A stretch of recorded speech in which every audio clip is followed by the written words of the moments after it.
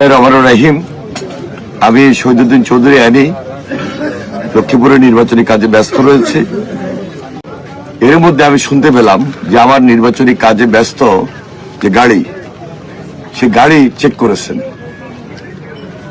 প্রকৃতপক্ষে যে নিউজ সেটি হলো যে আমার নির্বাচনী এজেন্ট সেই গাড়ি নিয়ে বিভিন্ন কেন্দ্রে যাচ্ছেন।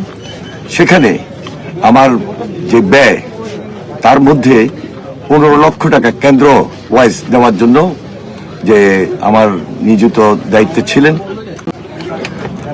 কর্তৃপক্ষ সেটা চেক করেছেন এবং কোর্ট থেকে ইতিমধ্যে সেটা রিলিজও করেছেন যে না, হ্যাঁ, এটা সত্যিই যে এটা কেন্দ্র ফি বাবদ ব্যবহার হচ্ছে।